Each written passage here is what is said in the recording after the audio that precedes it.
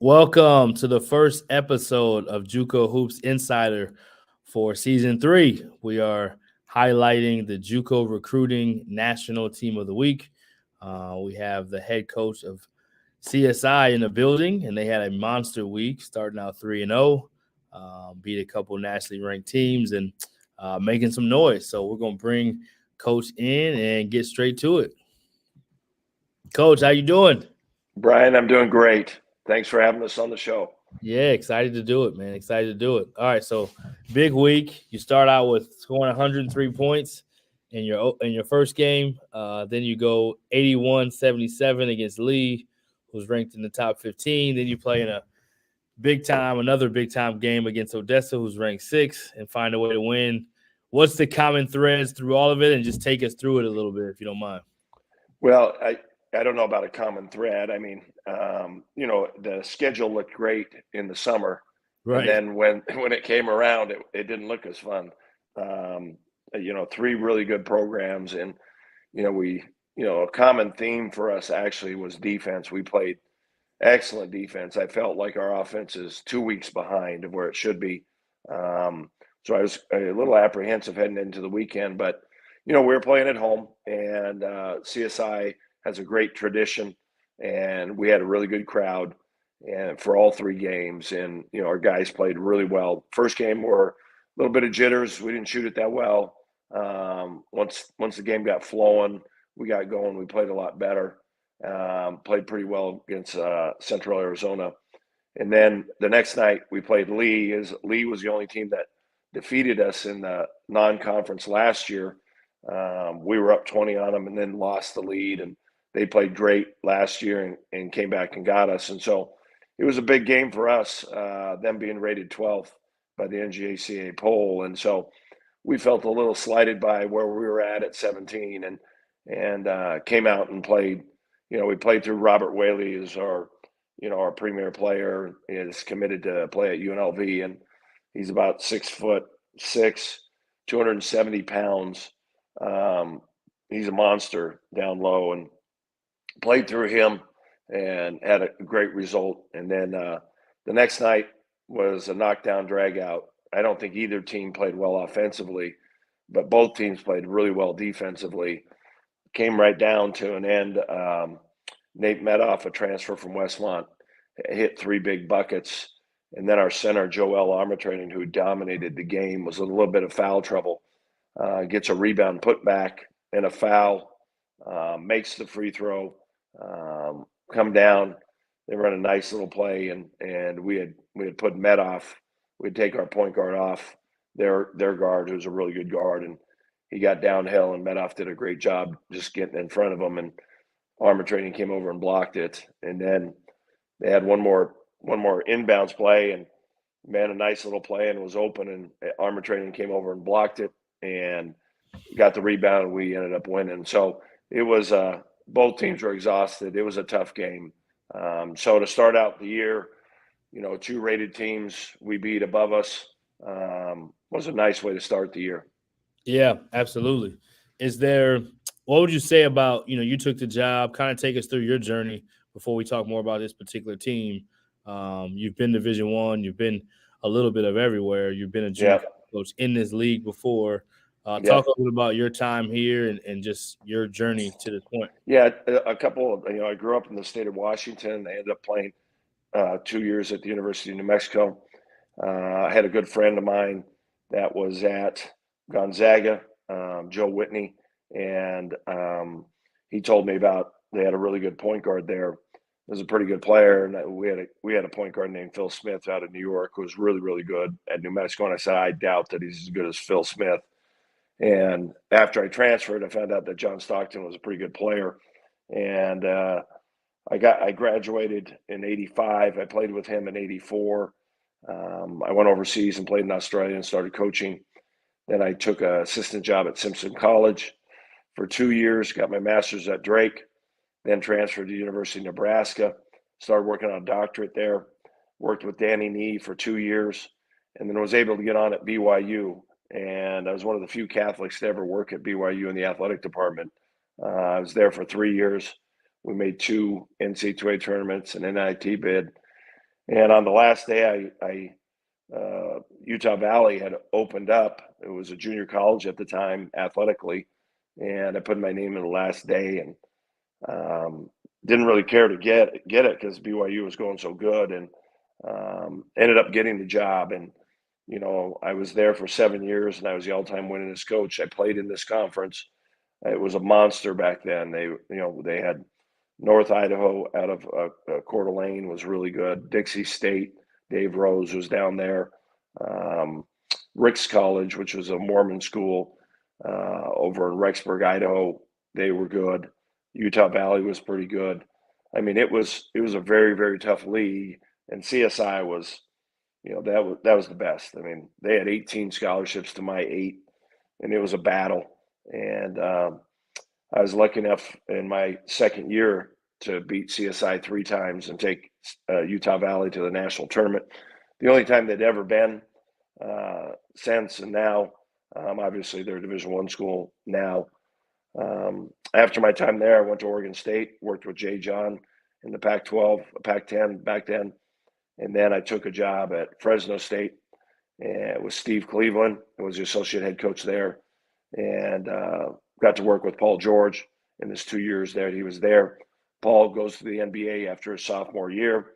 We can't turn it, and we get let go after my 4th year there.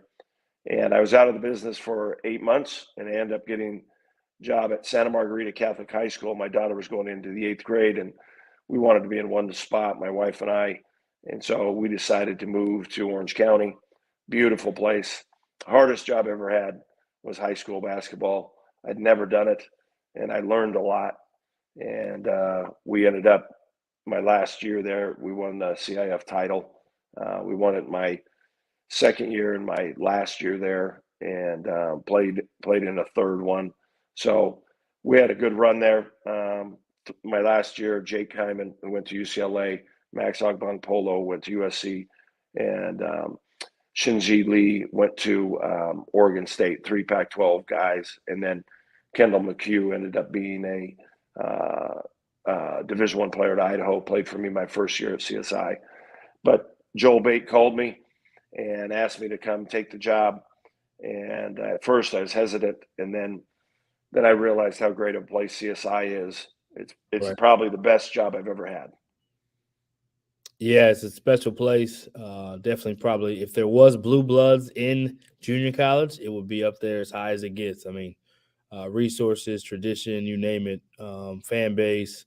I've never actually been to CSI, but I've seen teams play. We've coached against them, so I'm very familiar. Obviously, if you know anything about junior college and you don't know CSI, then you don't know anything about junior college. So it's cool to see CSI kind of start out the week, the JUCO week, being the team of the week. Tell us more about. You told us about the young man Whaley going to UNLV. Tell us more about your roster. What makes this team good? Who are some of the people that need to kind of get some attention as far as recruiting, whether it's sophomores or freshmen? You can just kind of go through it, and that way people can kind of get familiar with the roster a little bit. Well, this is I'm my putting you on the spot, Coach. I know I'm putting you on the spot. no, it's no problem. I don't have any problem talking about my guys because I'm really excited to coach these guys. I just, I wanted to bring in 4 point guards. I really believe point guards are the key to success, and we just really haven't had a lot of depth at the point guard position. So I went out and recruited 2 freshmen coming in, and then we had a transfer, Isaiah Moses from the University of Alaska, come in, who's a dynamic player, can really shoot it. He's really quick, athletic with the ball. He's a redshirt freshman for us. And then we brought in Jakari LeCount from Longwood, who's from Miami. A very heady point guard, knows how to play, moves it, does a great job in pick and rolls. So those 2 guys are real important, plus our 2 freshmen. But Joel Armatron. I would say that real quick, Coach. That probably contributed to, minus the Odessa game, you had a significant number of assists in your games. I would say that probably contributed to that, wouldn't you? Yeah, I mean, we move the ball pretty well. Our 2 most talented players, Robert Whaley, he would rather pass the ball than shoot the ball any day. Hassan is another player that transferred to us from Santa Fe Junior College. He had signed with IUPUI, wanted to play at a higher level, and we had heard about him and got lucky and got him. And he's a 6'7.5" player. I mean, he can play any position on the court. We often play him at the point because he's a good distributor, but he's big and strong and athletic. He's super talented, a guy that's already been offered by Nebraska. St. John's has been in recruiting him as well. Nate Medoff is a 6'4", 6'5" guard, transfer from Westmont, who had a big game this weekend, played really, really well. Multiple player, he can score inside and out, can bounce it, get to the rack, does a lot of nice things. You know, this team's pretty deep.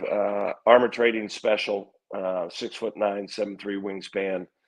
Had 8 blocks versus Odessa and made winning plays down the end. Is playing with great confidence, runs like a deer.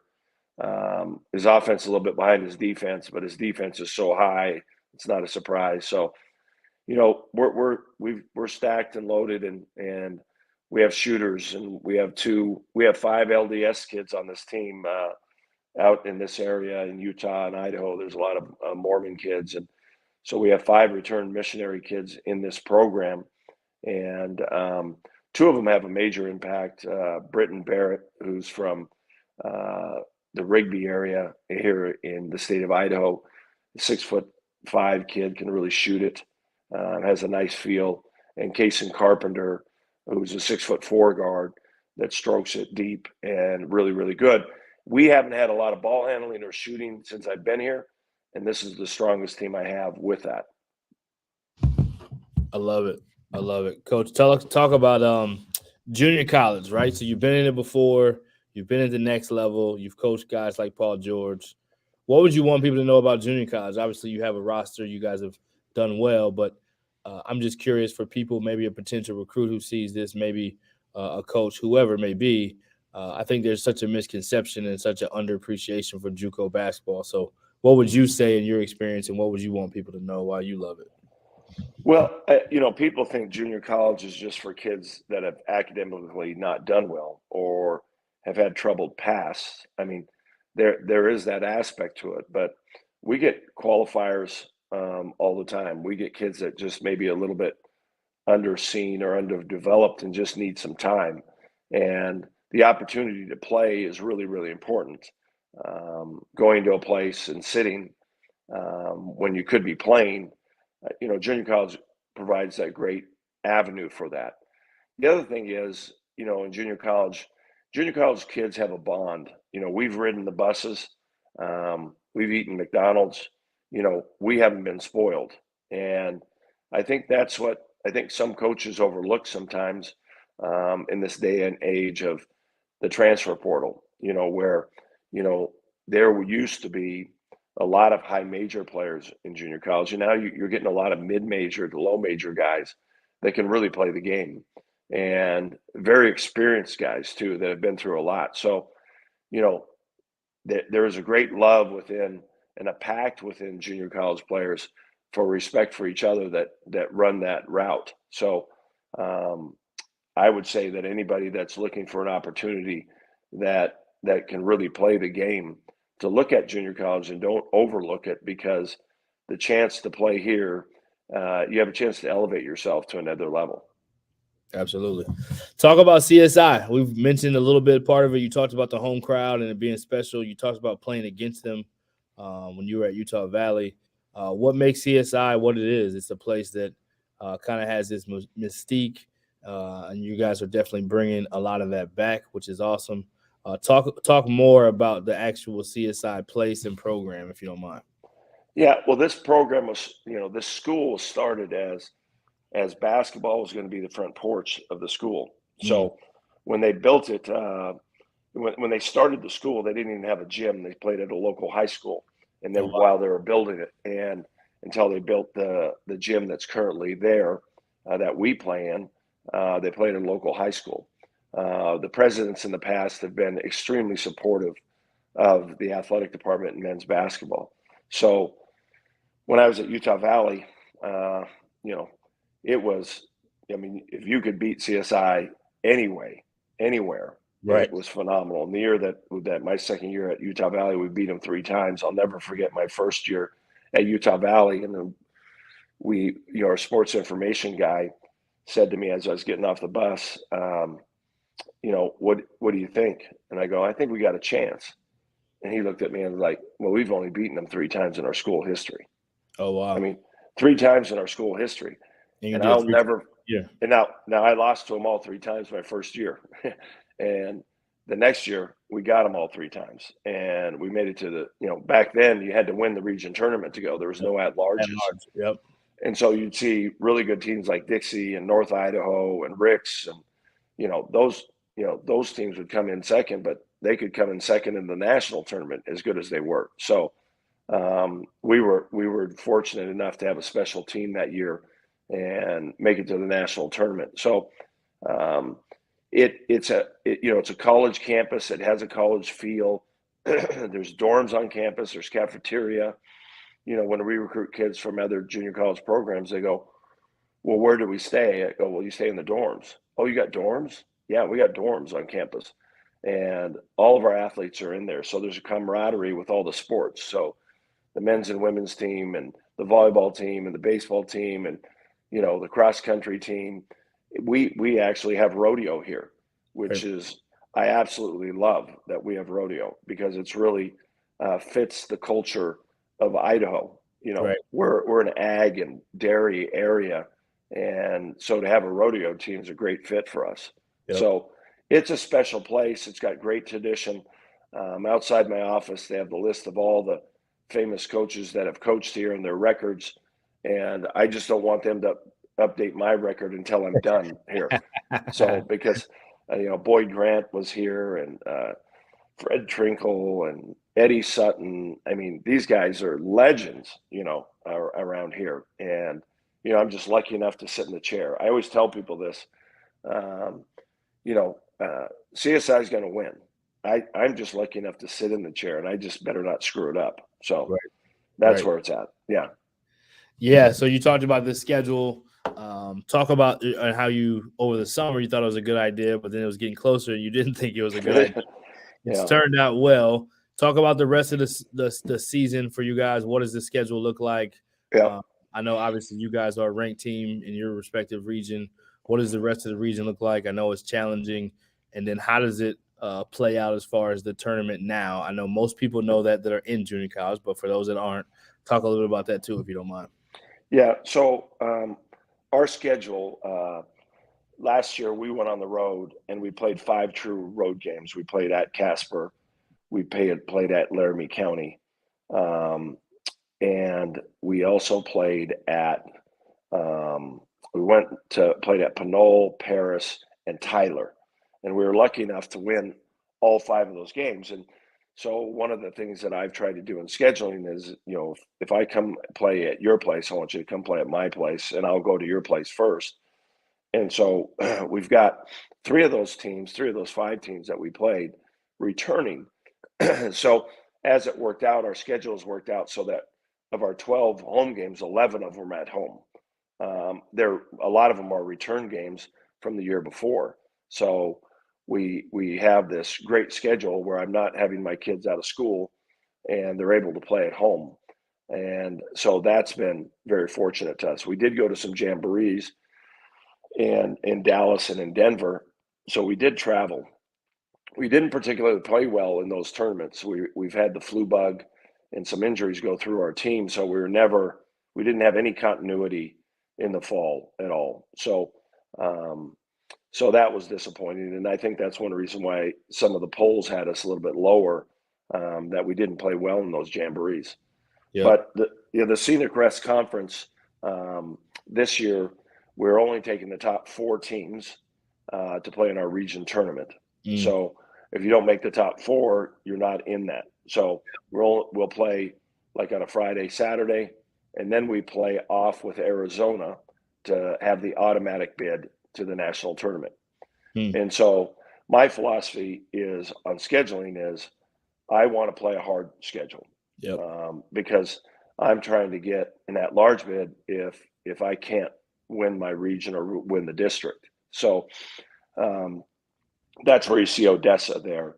And, you know, Coach Bauman was gracious enough to come to my place first, and I'm going to return it to his place next year. Yep. And then Lee College, played here the year before and won all 3 games, and I'm sure they felt pretty good about coming back, and rightfully so because he has a really good program. Yep. And so those 2 games are really good for us. We play Casper. Tyler's coming back. Laramie County's coming back. So, we have Dawson coming in, another team that's played really well in Yep. the recent future. And so it's, we have a nice schedule, and then our region is so tough. And so, we play Snow, who's an at-large. We play them 3 times. And in our region, we play everyone 3 times, which I really don't like because it's an unbalanced schedule. So this year we go to Snow twice and we go to Salt Lake twice. And so that makes it hard. Yep. The 3 of the 4 years that I've been here, we've had to play at Salt Lake twice. So the schedule isn't always a balanced schedule, Yep. but that's what we have. We've lost some teams with Dixie and Utah Valley going to Division I athletics or 4-year athletics. Yep. In North Idaho going over to the NWAC, and Treasure Valley going to the NWAC. So we've lost some teams, but we still are very strong. The top 3, 4, and I think even 5 teams this year are really, really strong. And so Eastern, USU Eastern's very strong this year. Snow is always strong. And then I think Southern Nevada is going to be a program that should be looked at in the future because they have a great location. Great location. To really Sounds like there's some funding too. What's that? Sounds like they're getting a little bit of funding too. Yeah. And so, they have a big enrollment, and they do get fees for that. And I'm not sure how it's funded, but I know it's a sleeping giant if they ever get behind it down there. Yep, for sure. Yeah. Coach, what's the part about, I guess I would say, let's think. So obviously you play this JUCO schedule. You guys have October where you're playing jamborees. You have November, December, then you have a break. You come back. What do you think it is that makes your place and your culture help those guys get ready for the next level and have success at the next level? Because I think there's also this misconception of, okay, there's a transfer portal now. Guys aren't taking JUCO guys, which not necessarily the case at all. But talk a little bit about how you see recruiting going now that there is this transfer portal component. People do spend a lot of money and time recruiting high school guys through the summer and through the events. JUCO kind of is this other niche that is a little bit more of an enigma. Will you talk a little bit about that? Yeah. So, Brian, what I really believe is when that portal got hot, I think a lot of schools went away from junior college. I think they looked away, and I think that the area where they're now come back to junior college, and because everyone wants to get older, that's the number one thing. I think that the kids that are, used to be the hottest place was high school kids, where we would recruit a kid and it'd be a 4-year guy. And the first couple of years, you'd be coming off the bench. And maybe the last 2 years, you could be a significant player. Well, kids are impatient now. And so you see the transferring going on. And so I think there's a big turn back to junior college because those kids are pretty grateful when they get there. And they're also very experienced. And they also, have eaten a lot of McDonald's. And eat a lot of buses and so a lot of times when you're at Division I, all of us, the kids, coaches included, you become spoiled. And when you're in junior college, you're not spoiled. No. The one thing that's unique about CSI, it has a Division I feel. I can't tell you how many times that people come in and say, man, this just feels like a Division I school. I'll never forget the first time when I was in a gym and we were playing, I think it was at CNCC, and there was like 5 people in the gym, and I'm in a huddle, and I'm like, And I'm like, okay, guys, this is what we're going to do, at a really soft voice so no one could hear me.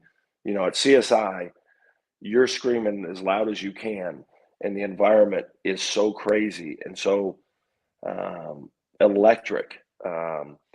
Larry Stacey was in because Evan, his son, is an assistant at Odessa, Oh yeah. and he said, "Man, coach, what a great college environment." He didn't say junior college; he said college environment. Mm, And what a credit to Odessa and CSI that they would play this time of year and really absolutely. get after it.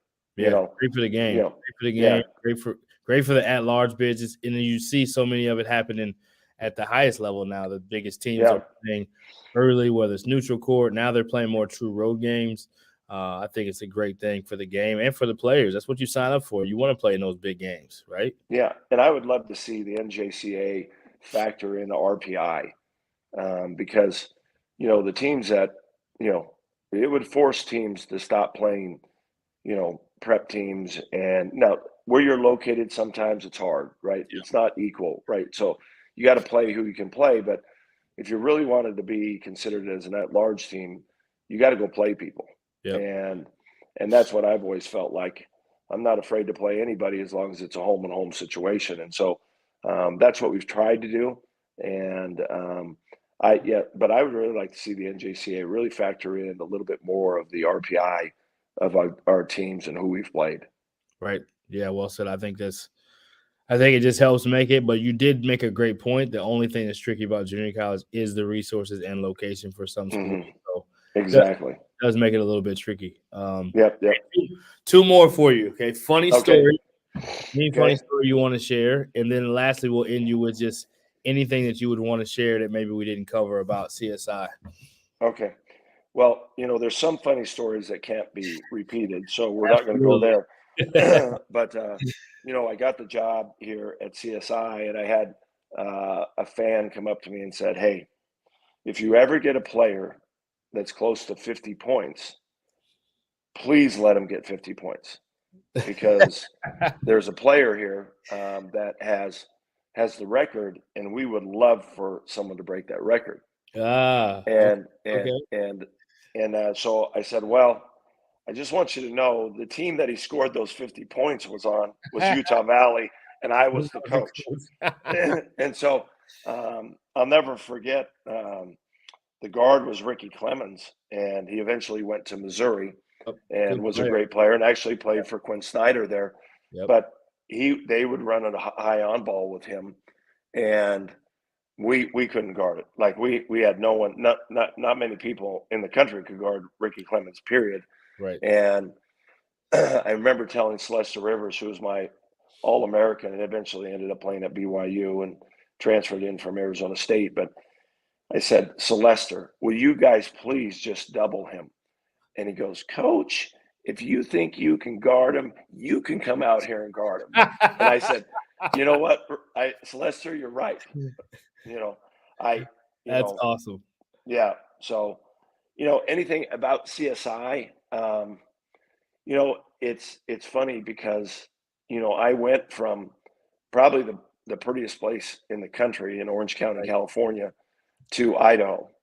And, for me, And no one does that. no one does that, right? No No one one does does that. that. My wife has reminded me that several times, but, but what's beautiful here is, I love I love the ag. I love the area. Same thing when I was at Fresno. You were there. Yep. I never realized that Fresno was surrounded by a lot of ag. Yep. And this place is absolutely beautiful with the farms and everything. And the Snake River here is unbelievable. Mm. We have the Shoshone Falls here that are just like Niagara Falls. And you go, where does that water come from? Um, but it's a beautiful place. Um, the winters are cold. And I always tell guys, if you want to come here, you got to love basketball. You got to love to be in the gym because if you want the beach, this is not a place to go. But if you want to hoop, there's not a better place in the country to come for hoop. I love it. I love it. Well, Coach, we appreciate it so much. Congratulations to the start of the season. As we know, as coaches always know, it's a journey, but it's awesome to get up to a great start the way you have, especially when you think about at-large stuff. So congratulations being back in that seat as well. It looks good on you. You look like you're young and youthful. All that California did you some good, Coach. Yeah, well, before I took this job, I had hair. No, I didn't. I lost that a long time ago, but I lost that in Fresno, to be honest with you. That was a tough job, as you well know when you went there. It is a tough job. It is a tough job. It is a grind, but I appreciate you having us. I appreciate you selecting our team. Our kids have fought hard for a lot this year, and for them to get those first 3 games against 3 quality coaches and very good basketball teams, I'm thrilled. I told them today's day one, because what you did yesterday doesn't mean anything. We live in the present, and we're going to go to the next one from here. Yep. Yeah. Normally it would be hard for me to interview somebody who beat up on 2 Texas JUCOs, because I'm a Texas JUCO guy, but we made a special exception because of the JUCO recruiting. I appreciate it. Coach, good luck the rest of the way. Thanks so much for the time. All right. Thanks.